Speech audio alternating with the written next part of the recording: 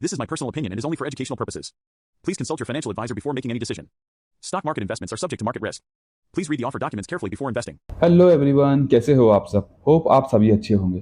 Friends, आज की video में हम नेटवेब टेक्नोलॉजीज इस कंपनी के आईपीओ का रिव्यू करेंगे, जिसमें हम जानेंगे इस कंपनी के बारे में, कंपनी का वर्किंग मॉडल क्या है, जानेंगे कंपनी के आईपीओ को डिटेल्स, कंपनी के आईपीओ का टाइम टेबल, और हम जानेंगे आप कितना मिनिमम और कितने मैक्सिमम लॉट्स के लिए अप्लाई कर सकते हो, और साथ में हम जानेंगे इस कंपनी की फाइनेंशियल पोजीशन, और लास्ट में हम जानेंगे इस कंपनी के ऑब्जेक्ट, ये आईपीओ लाने का क्या ऑब्जेक्ट है इस कंपनी का।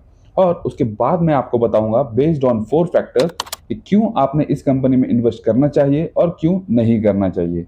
तो फ्रेंड्स, वीडियो शुरू करने से पहले आप सभी से मेरी अपील, अगर आप मेरे चैनल के ऊपर नए हो तो सब्सक्राइब के बटन को जरूर क्लिक करिए, और वीडियो अच्छा लगे तो लाइक करना ना भूलिए। फ्रेंड्स, नेटवर्क टेक्नोलॉजीज जो है इंडिया की leading high computing solutions provider company है। इन्होंने more than 300 high performing computer systems जो है इंस्टॉल किया है ऑल ओवर इंडिया। इनके 15 ऑफिसेस है अक्रॉस इंडिया, और ये एम्प्लॉय करते हैं more than 250 people in their company. इनका अगर आप मेन वर्किंग देखें तो उसमें है उनकी हाई परफॉर्मिंग कंप्यूटर सिस्टम्स के सॉल्यूशंस प्रोवाइड करना, डाटा सेंटर्स प्रोवाइड करना अपने क्लाइंट्स को as per the requirement. Then इनकी सर्विस के अंदर आता है private cloud and hyper converged infrastructure जैसी फैसिलिटीज।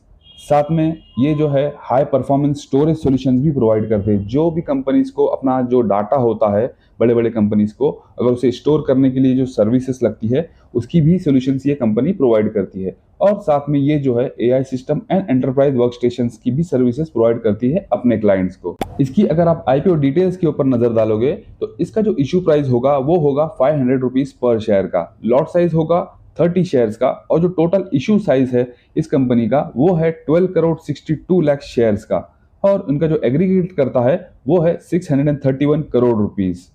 इनकी अगर आईपीओ टाइम टेबल की बात करें तो आईपीओ ओपन होगा 17 जुलाई को, क्लोज होगा 19 जुलाई को, अलॉटमेंट होगा 24 जुलाई, रिफंड होगा आपको 25 जुलाई को अगर आपको शेयर्स अलॉट नहीं होते हैं तो, और ये कंपनी का जो शेयर लिस्ट होगा वो होगा 27 जुलाई 2013 को। अगर आप इस कंपनी की आप आईपीओ लॉट साइज के बारे में देखोगे तो आप अगर रिटेल इन्वेस्टर हो तो आप मिनिमम 1 और मैक्सिमम जो है 13 लॉट के लिए अप्लाई कर सकते हो।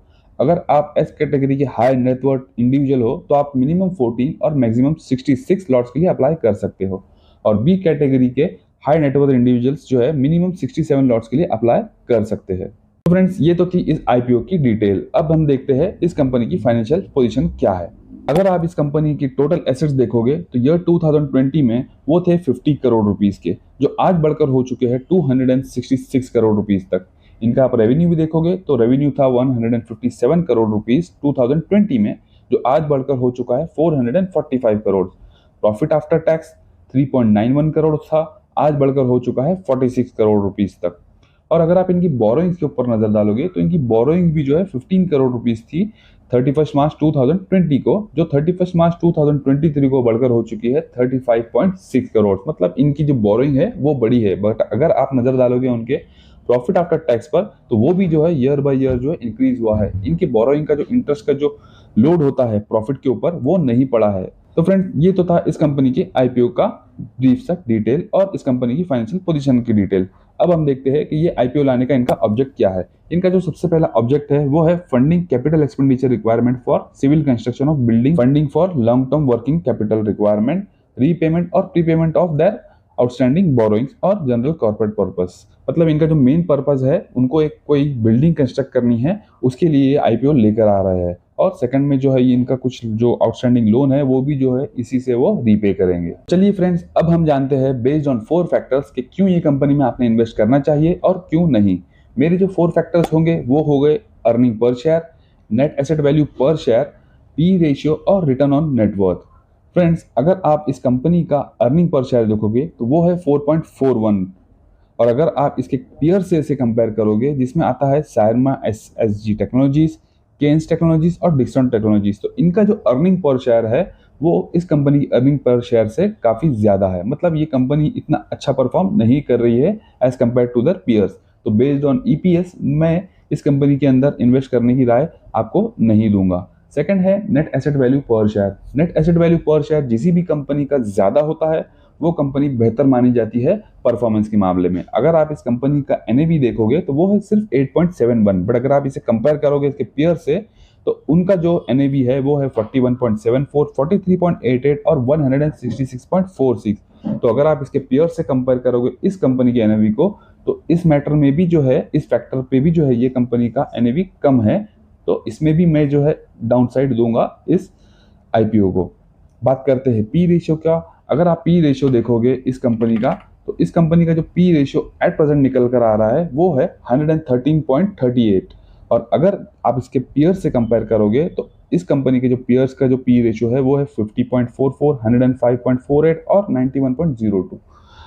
इसके पीयर से जो इनका पी रेशियो है इस कंपनी का ज़्यादा है। किसी भी कंपनी का पी रेशियो जो है 35-40 तक जो है अच्छा माना जाता है, उससे ज़्यादा जो है वो ओवर प्राइस माना जाता है। तो बेस्ड ऑन पी रेशियो इस कंपनी का जो इशू प्राइस है वो मुझे कहीं ना कहीं जो है ओवर प्राइस नज़र आ रहा है। अब बात करते हैं रिटर्न ऑन नेटवर्थ।